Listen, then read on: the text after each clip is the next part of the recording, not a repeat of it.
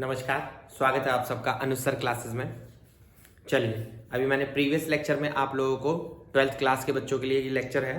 Previous class में मैंने आप लोगों को ये पढ़ाया था कि एप्लीकेशन ऑफ डेरिवेटिव में इंक्रीजिंग डिक्रीजिंग कैसे पता करते हैं। चलिए, तो अब हम शुरू करने जा रहे हैं एप्लीकेशन ऑफ डेरिवेटिव का सेकेंड पार्ट, जिसमें आपको टेंजेंट एंड नॉर्मल के बारे में बताया जाएगा। टेंजेंट्स एंड नॉर्मल, इससे रिलेटेड कैसे आप डिफरेंशिएशन का यूज करके, टॉपिक है हमारा एप्लीकेशन ऑफ, चैप्टर है हमारा एप्लीकेशन ऑफ डेरिवेटिव और उसमें टॉपिक है टेंजेंट्स एंड नॉर्मल्स। चलिए थोड़ा ध्यान से देखिएगा, बहुत अच्छे से समझिएगा, बहुत इंटरेस्टिंग टॉपिक है। इसमें कुछ 11th का भी पार्ट आएगा। चलिए,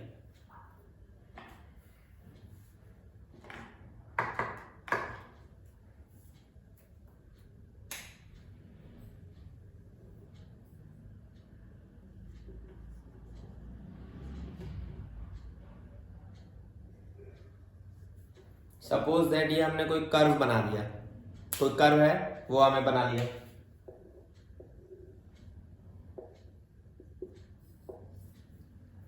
ध्यान से समझिएगा, y equals to f x, हमें कोई कर्व की इक्वेशन दी है, हमने बना ली। याद रखिए इस टॉपिक से रिलेटेड, टेंजेंट एंड नॉर्मल से रिलेटेड एक इंपॉर्टेंट पॉइंट, पहला, बहुत सारे इंपॉर्टेंट पॉइंट है। पहला ध्यान देने वाला पॉइंट ये, बिना कर्व की इक्वेशन के टेंजेंट नॉर्मल का क्वेश्चन बन ही नहीं सकता है। अगर कोई क्वेश्चन टेंजेंट नॉर्मल का है तो मैं 100% गारंटी दे रहा हूं कि क्वेश्चन में कर्व की इक्वेशन पक्का दी होगी, क्योंकि बिना कर्व की इक्वेशन के आप टेंजेंट और नॉर्मल नहीं पता कर सकते। तो ये ध्यान रखना। चलिए, मैंने टेंजेंट और नॉर्मल के हिसाब से कर्व बना लिया, रफली एक कोई कर्व, जरूरी नहीं है यही कर्व हमेशा होगा, वो कर्व कुछ भी बन सकता है, मैंने एक समझाने के लिए लिया है। तो अब ध्यान से देखिएगा, टेंजेंट और नॉर्मल,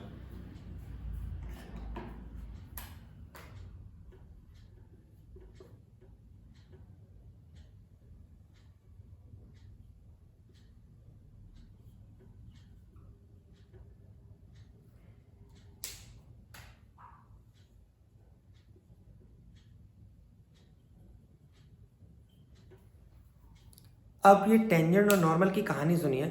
मैंने उस कर्व पर एक पॉइंट कंसीडर किया x1 y1, कर्व पर, वो कर्व पर पॉइंट है, कहीं भी हो सकता है, यहां हो सकता है, यहां हो सकता है, यहां हो सकता है, कहीं भी इस कर्व पर। और उस पॉइंट से मैंने एक टेंजेंट पास कराई है। अब आप गौर से देखिए, उस पॉइंट से जो टेंजेंट जा रही है x1 y1 से, पहली चीज ये टेंजेंट आगे जाकर कर्व पर फिर दोबारा टेंजेंट की तरह बिहेव कर सकती है। मतलब ऐसा नहीं है कि कर्व पे एक पॉइंट से पास होने वाली टेंजेंट दोबारा उसी कर्व पे पास नहीं हो सकती, हो सकती है, ठीक है, ऐसा हो सकती है। दूसरा पॉइंट, उसी पॉइंट से मैंने टेंजेंट के परपेंडिकुलर एक लाइन बनाई है, उसको हम नॉर्मल बोलते हैं। क्या बोलते हैं हम लोग? नॉर्मल। यानी डायग्राम में देखकर ये बात समझ में आ गई कि जो x1 y1 पॉइंट है, वो पॉइंट कर्व की इक्वेशन को सेटिस्फाई करेगा। P पॉइंट नाम रख दिया। और दूसरी चीज, टेंजेंट की इक्वेशन को भी सेटिस्फाई करेगा और नॉर्मल की इक्वेशन को भी सेटिस्फाई करेगा, तीनों को। क्यों? क्योंकि वो तीनों का इंटरसेक्टिंग पॉइंट है। उसी पॉइंट से कर्व पास हो रहा है, उसी पॉइंट से टेंजेंट पास हो रही है, उसी पॉइंट से नॉर्मल भी बन रही है। ध्यान से देखिए, और टेंजेंट और नॉर्मल हमेशा परपेंडिकुलर होते हैं, ये बात याद रखिएगा। तो अब देखिए मजेदार बात, आपको याद होगा किसी भी लाइन की इक्वेशन होती है y equals to mx plus c। तो हम पहले ही पढ़ चुके हैं, या हमने आइडिया ले लिया है कि y equals to mx plus c। अब इस बात फोकस करना, इस चीज पे।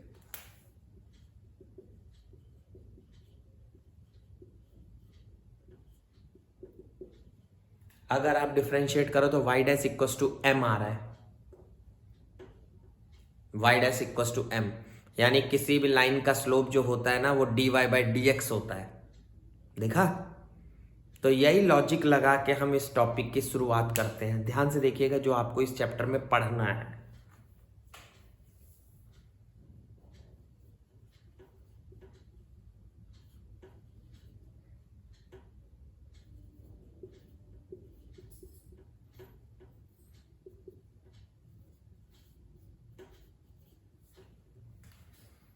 जब आप किसी कर्व की इक्वेशन को डिफरेंशिएट करके उसमें x की जगह x1 और y की जगह y1 पुट करके एक वैल्यू निकालोगे, मैथमेटिकल वैल्यू, वो पॉजिटिव भी हो सकती है, नेगेटिव भी हो सकती है, उसे कहेंगे स्लोप ऑफ टेंजेंट।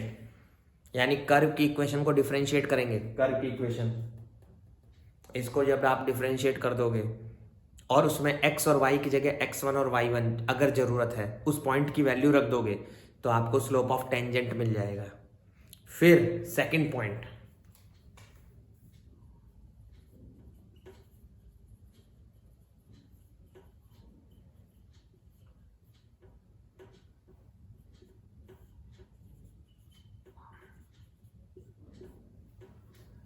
अगर आप नॉर्मल का स्लोप निकालना चाहते हैं, नॉर्मल का स्लोप, तो आप टेंजेंट के स्लोप को रेसिप्रोकल करके माइनस साइन से मल्टीप्लाई, टेंजेंट के स्लोप को रेसिप्रोकल करके माइनस साइन से मल्टीप्लाई। याद दिलाता हूं, आपने ऐसा कुछ पढ़ा है, जब दो लाइंस परपेंडिकुलर होती हैं तो उनके स्लोप का प्रोडक्ट -1 होता है। आपने ये अच्छे से पढ़ा है, मैंने वही लॉजिक लगाया है। जब दो लाइंस आपस में परपेंडिकुलर होती है तो उनके स्लोप का प्रोडक्ट -1 होता है, याद रखिएगा। तो वहां से आप नॉर्मल का स्लोप निकाल सकते हैं। यानी अगर आपको टेंजेंट का स्लोप पता है 2 है, मान लो टेंजेंट का स्लोप 2 है, तो वहीं पर नॉर्मल का स्लोप हो जाएगा -1/2, रेसिप्रोकल करके माइनस से मल्टीप्लाई। बहुत आसान है ये, ध्यान रहेगा। तो ये एक्चुअल में आपको टेंजेंट नॉर्मल में पढ़ना है। ये था आपका टेंजेंट और नॉर्मल। अब इसमें घुमा घुमा के कैसे क्वेश्चन पूछ सकता है, क्या चीज़ हो सकती है, वो है मज़ेदार बात। ये कोई बहुत बड़ा टॉपिक नहीं था टेंजेंट नॉर्मल, ये बहुत छोटा सा टॉपिक है, लेकिन क्वेश्चन इसके क्यों तगड़े, बहुत खतरनाक क्वेश्चन क्यों लेवल हाई करके कैसे बन जाते हैं, क्योंकि इसमें घुसेड़ देते हैं स्ट्रेट लाइन। क्योंकि इसके अंदर ना हम मतलब क्वेश्चन घुमाने वाले एग्जामिनर या कोई भी है वो क्या बना सकता है, वो स्ट्रेट लाइन का टॉपिक डाल देता है, क्योंकि सब स्ट्रेट लाइन से रिलेटेड ही है। कर्व है, नॉर्मल और टेंजेंट स्ट्रेट लाइन ही होती है, नॉर्मल और टेंजेंट, तो इसीलिए वो इसमें स्ट्रेट लाइन डाल देता है, स्ट्रेट लाइन से घुमा घुमा के क्वेश्चन। तो अब मैं कुछ पॉइंट्स याद दिलाना चाहूँगा आपको इसके रिगार्ड्स। जो क्वेश्चंस आप इसमें डील करोगे उसमें क्या क्या चीज़ों की जरूरत पड़ने वाली है, ये मैं 11th और 12th दोनों का मिक्स करके पूरा पॉइंट्स टू रिमेंबर लिखवाने जा रहा हूँ। याद रखिएगा, इनकी आपको जरूरत पड़ेगी और याद रखना अच्छे से।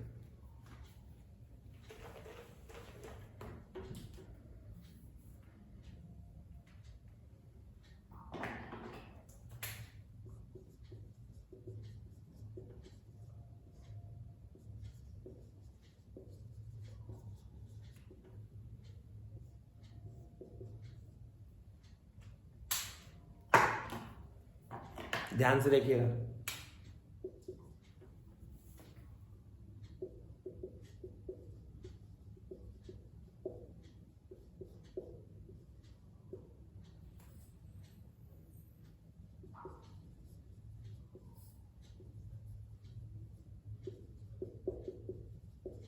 आपको याद होगा जब दो लाइन पैरेलल होती थी तो उनके स्लोप्स आपस में इक्वल होते हैं। When two lines are parallel slopes are equal. याद रखिएगा, दोनों लाइंस के स्लोप इक्वल हो जाएंगे, पैरेलल। फिर से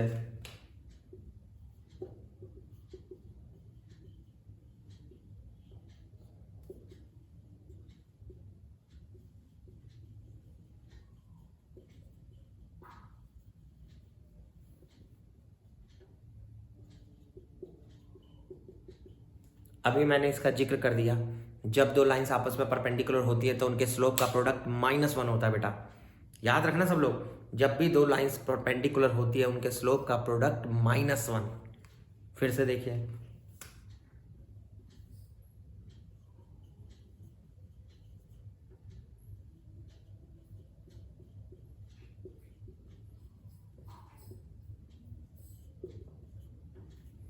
जितनी भी लाइन एक्स एक्सिस के पैरेलल होंगी उनका स्लोप 0। यानी आपको याद दिलाता हूँ, हॉरिजॉन्टल लाइंस का स्लोप 0 होता है, हॉरिजॉन्टल लाइंस का स्लोप 0। ये बात याद रखना।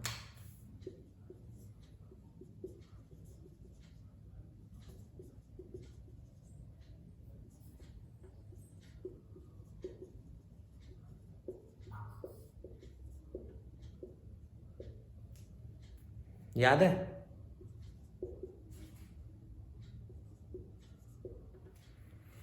जितनी भी lines perpendicular to x axis होती हैं या ये कह लो पैरेलल टू वाई एक्सिस होती हैं, उनका स्लोप नॉट डिफाइन, यानी उनका डिनोमिनेटर जीरो हो जाता है। स्लोप नॉट डिफाइन, याद रखना, परपेंडिकुलर टू एक्स एक्सिस।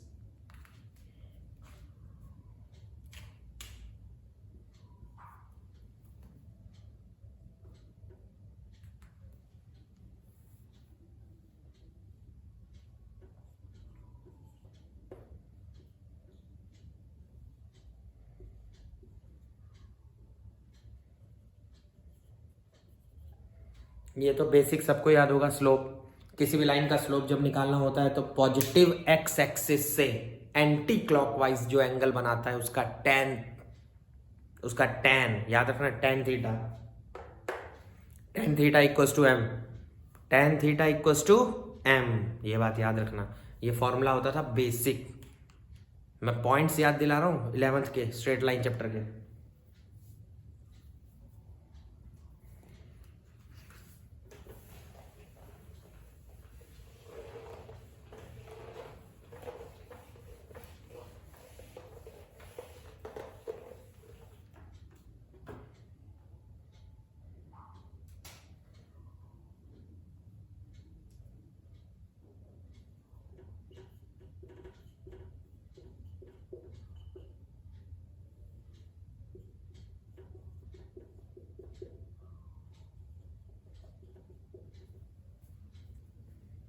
याद आया? जब कोई लाइन दो पॉइंट से पास हो, जब कोई लाइन दो पॉइंट से पास हो तो याद होगा आपको y2 minus y one upon x2 minus x1, क्या चीज? स्लोप। स्लोप निकालने का एक ये भी फॉर्मूला था, याद होगा, y2 minus y one upon x2 minus x1। चलिए,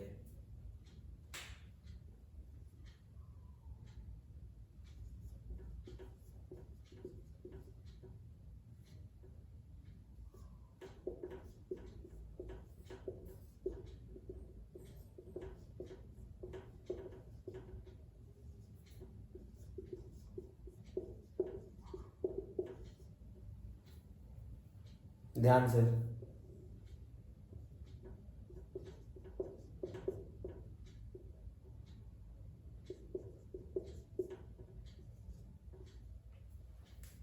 अगर आपको किसी लाइन की इक्वेशन निकालनी हो, अगर आपको किसी लाइन की इक्वेशन निकालनी हो तो formula y minus y one upon x minus x one equals to slope.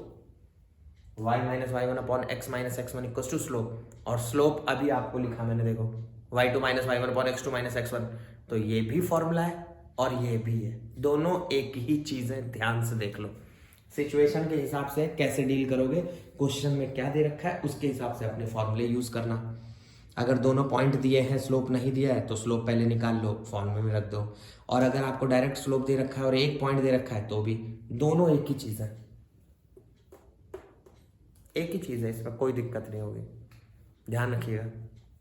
अच्छा, इसमें क्या आ सकता है और भी कुछ एक इंपॉर्टेंट है, वो भी ध्यान रखो, शायद आपको याद हो। When two lines intersect at theta angle. चलिए ध्यान से देखिए,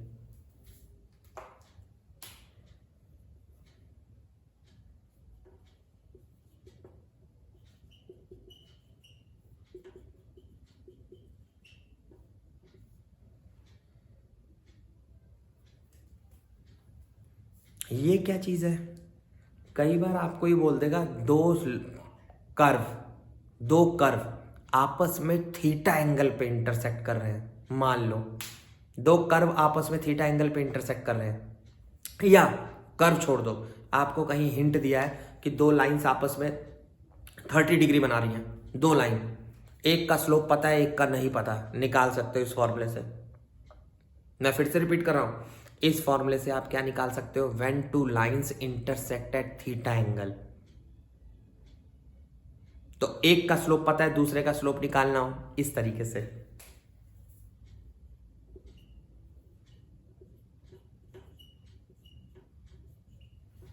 देखिए ये रहा, दो लाइंस थीटा एंगल पर, ध्यान रखिएगा। चलिए, इस चैप्टर का एक लास्ट टॉपिक याद दिलाता हूं, एक टॉपिक बचा है। एक तो टेंजेंट नॉर्मल इक्वेशन पूछ सकता है, स्लोप पूछ सकता है, बहुत सारी चीजें हैं। दूसरी चीज,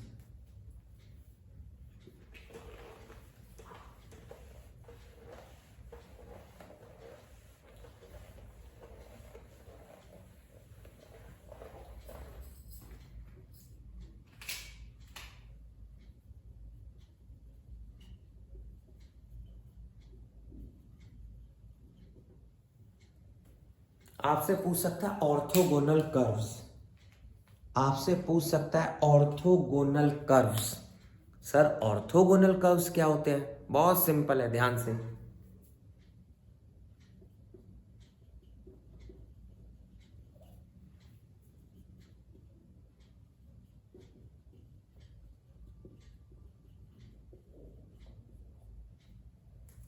जब दो कर्व्स 90 डिग्री पर इंटरसेक्ट करते हैं तो हम उन्हें ऑर्थोगोनल कर्व्स बोलते हैं बेटा।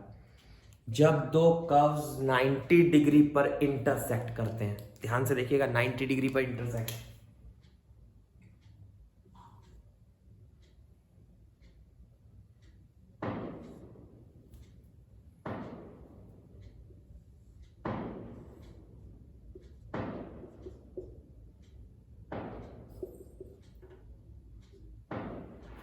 जब दो कर्व आपस में 90 डिग्री पे इंटरसेक्ट करते हैं तो बहुत सारी मजेदार बात होती है, देखना।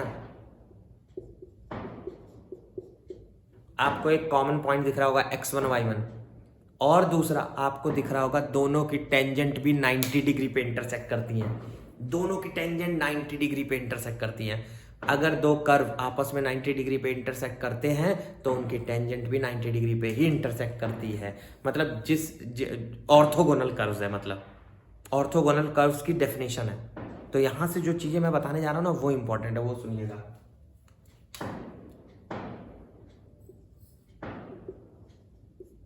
गिवन क्या रहेगा? कर्व।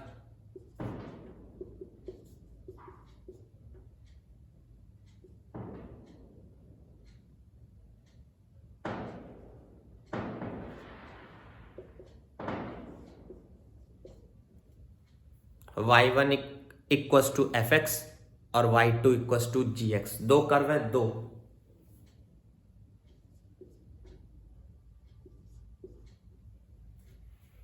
देख सकते हो आप लोग, y1 और y2 दो कर्व है।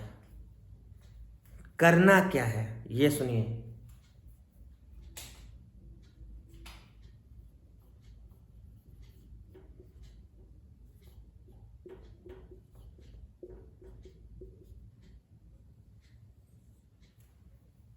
ये चलाओ, ये कैसे? चुपचाप दोनों को डिफरेंशिएट करो, x1 y1 वैल्यू रख दो और दोनों के स्लोप का प्रोडक्ट -1। याद आया? जब दो लाइंस आपस में 90 डिग्री इंटरसेक्ट करती है तो उनके स्लोप का प्रोडक्ट -1 होता है बेटा। लगा दिया। याद रखना, जब दो कर्व आपस में 90 डिग्री पे इंटरसेक्ट करते हैं तो इसका मतलब दोनों के टेंजेंट का स्लोप का प्रोडक्ट -1 होता है। ये है कहानी पूरी इसकी। अच्छा, याद रहे, x1 y1 वाला पॉइंट दोनों कर्व को सेटिस्फाई करेगा बेटा, दोनों कर्व को। बहुत सिंपल है। तो ये है आज की कहानी, टेंजेंट और नॉर्मल। अब इसी से रिलेटेड आपको घुमाएगा क्वेश्चन, ठीक है? तो अगले लेक्चर में मेरे प्रॉब्लम्स रहेंगे, किस तरीके से आपको क्वेश्चंस को डील करना है। बाकी इतनी थ्योरी पढ़ के आप क्वेश्चंस को खुद भी लगा सकते हो। गारंटी आपको अच्छे से समझ आ जाएगा। इस वीडियो को अगर एक दो बार आप देखोगे, एक ही बार देखोगे तो भी समझ आ जाएगा। क्वेश्चन सामने लेकर बैठना, टॉपिक समझना, उसके बाद क्वेश्चन लगाना, फटाफट होते जाएंगे, फटाफट। ट्राई करके देखना। चलिए मिलते हैं जल्दी नेक्स्ट लेक्चर में। धन्यवाद।